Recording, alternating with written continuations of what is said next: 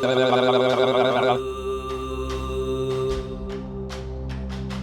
welcome back to the channel.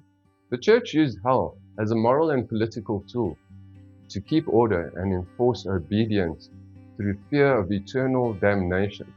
So we can see where we're going with this video today. We're going to look at hell. It's a subject that we need to cover, and in my next video we're going to look at heaven. Who goes to heaven, and is there such a place? So what is this hell, and how come I know the subject? Well, does anyone really know these subjects? But we can touch on a few truths here that will allow you to see that such a place doesn't really exist. But in essence, it also does exist, because it's a state of consciousness, a place where your soul goes and it creates this reality around you in the underworld. So when we look at the underworld, what is this underworld? All the ancients, the Greeks, the Romans, the Maya, and the Egyptians spoke of the underworld. So it's quite simple. The underworld is the world under this. It's the astral plane.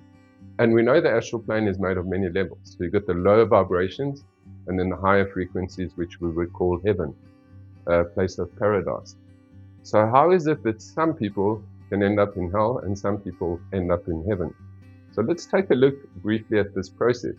And remember, these teachings come from the Tibetan Book of the Dead, the Egyptian Book of the Dead, and also the ancient Maya teachings. So, and from personal experience, not to say that I've been to hell, but you'll see by the examples that I give, it gives you an understanding of how this process actually unfolds. And as we know, hell is a place on earth, or it's a place in the underworld, the astral planes. So how can we go through a state of hell, or this period of torment and darkness in these lower vibrations? And how can we avoid it? So when we look at the ancient world, so whether it was the ancient Sumerians, Babylonians, or the ancient Greeks, they all spoke about the underworld and the tests and trials that a soul needed to go through once you passed into the spirit world. In other words, once you passed back into the underworld, the world under this. These tests and trials were meant to test the soul's consciousness, that the soul would elevate itself beyond these lower vibrations. Let us use a simple example of alcoholism. So let's say we have someone that drinks from the morning until the moment they go to bed. So there's that desire in them to have alcohol. That's a drug. And we know desire, whether it's a sexual thing, it's a powerful force that's going to pull you. And where does this energy come from? So it's not only born in the mental body, but it actually has its seat in the astral body. So in other words, in your astral body, there is this desire to have more alcohol. So when you consume alcohol, it pulls up into the aura and you pollute your aura. So your aura is now functioning on a lower vibration, a lower frequency. So you can only pick up those things of a lower frequency instead of the beautiful things from the higher planes. In other words, life, truth, and wisdom. If this person that is an alcoholic passes on, does it mean that they're going to go to hell because it's a sin according to the church? Well, not really, because those in the church do drink alcohol. And remember, didn't Jesus turn water into wine at some point? But now we're speaking about an alcoholic, where their only desire, their strongest desire, is to have alcohol. So this person passes into the spirit world. Now what happens? Where are they going to get alcohol from? So their vibration, the frequency and the tone of their aura will pull them to a frequency in their astral that harmonizes with their vibration. So they can continue to be and do what they want to do. It sounds strange, but that's exactly what happens. So you'll go to a lower level where you can continue consuming alcohol and remain in that vibration. In other words, this is how the soul's consciousness places itself in a self-imposed hell. And really, so that person really does go through a process of hell. How they're going to break that habit now that the desire to have alcohol is 1,000 times stronger in the world of desire, the astral plane. So it's really simple when we understand it like that. So this person will need to go through a purging in the astral plane, purify their astral body. In other words, they need to also die in the astral and let go of that body and move to a higher frequency where everybody else is, the planes of divine light and divine love. We also need to ask ourselves and remember that we are not these bodies. So however you want to identify with your body, whether it's black, white, male, female, trans, you are not these bodies. These bodies are vehicles for your soul to express in this simulation. You can only be in this simulation once you've placed a coat of skin around yourself, once the seed atom is embedded within your heart, and then the soul is trapped in this physical reality. So this alcohol situation not only affects one in this reality, but in the astral world. So the astral world is really where it plays out, because a person goes through their own personal hell and torment to purify and overcome this, so that they can move on to the higher planes.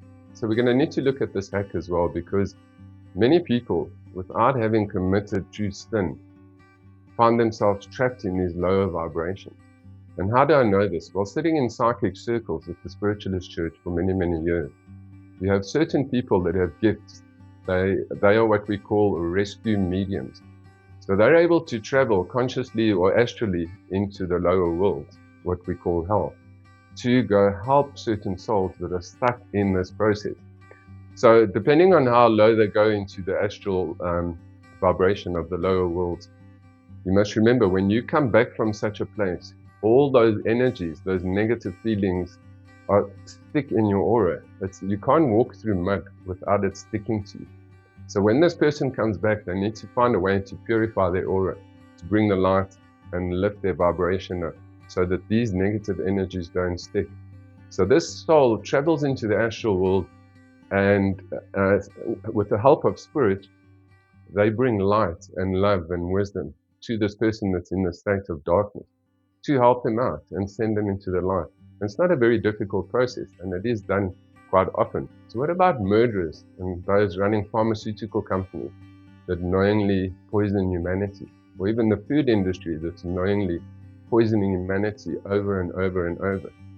And if you do this and you're aware of it, you're going to pay a price for it. So there's a special place in hell, hot seat reserved just for you. So these people that knowingly, consciously harm humanity, in other words, for the sake of profit and other things, you're going to pay a price. You're going to be stuck into this reality where you're going to need to deal with your own demons until you forgive yourself and all those that you harmed. And in other words, you need to account to all those that you've harmed before you can release yourself from the self-imposed darkness. And it's a really real thing. So if anyone thinks they're going to get away with things, they're not really. But we do, in a sense, get away with it, because all souls do go to heaven. So what happens to the crimes that people committed, these horrific crimes?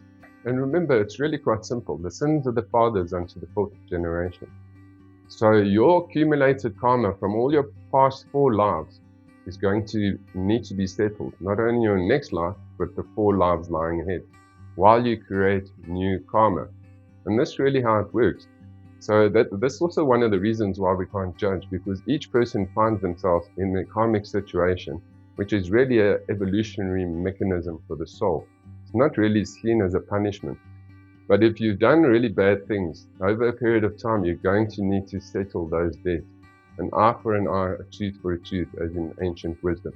No one's going to get away with anything. So it's better to create good karma and allow others to focus on their negative energy and not allow that negative energy to enter you. And this is why we've got to create force fields of protection around ourselves. As we see, hell is not a place, it's a state of being. Whether we find ourselves in our physical bodies and we're going through a state of hell, or chaos or darkness, or we find ourselves in the underworld, the astral plane, going through something similar, where it's even more amplified and more real, in a sense. So how do we make sure that we are not eternally damned to hell? Well, first of all, there is no such thing as eternal damnation. That was an invention by the Roman Catholic Church. Once the Church, through the Roman Empire in the 4th and 5th century, adopted Christianity. So they placed this doctrine in, as I said in the beginning, to maintain control and obedience over the souls of men. Very wicked, because imagine how many people have died and they didn't have the last rites. There was no one blessing them. Maybe they didn't believe in Jesus, or maybe they'd done something wrong.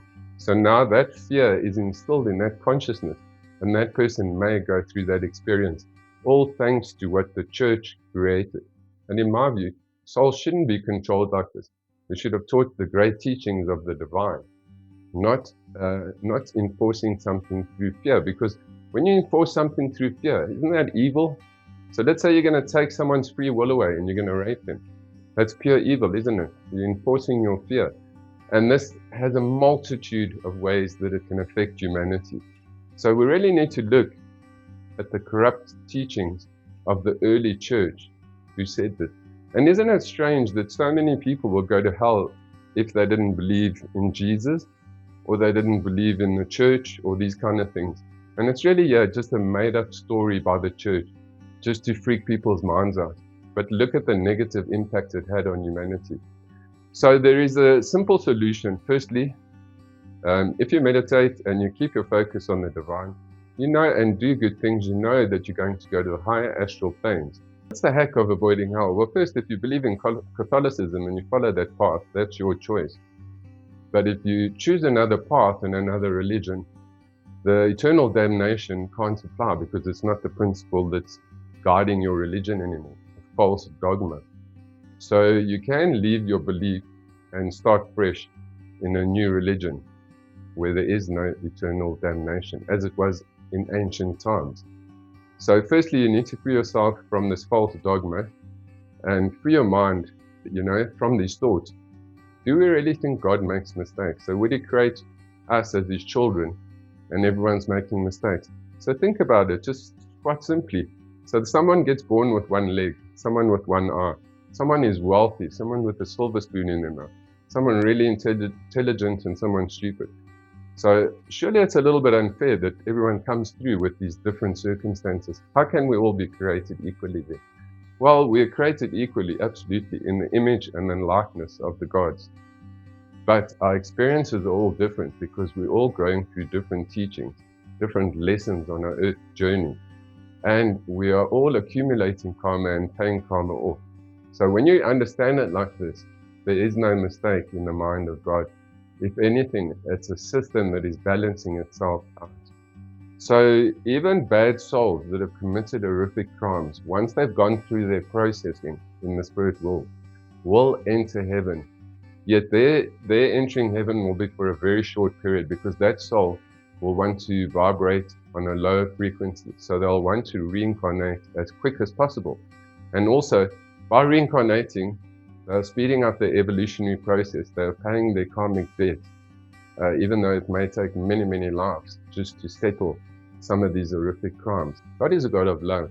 So all souls will again dip themselves in the bliss of eternal truth, of eternal life, love, and wisdom before taking incarnation once more. And that is how it is.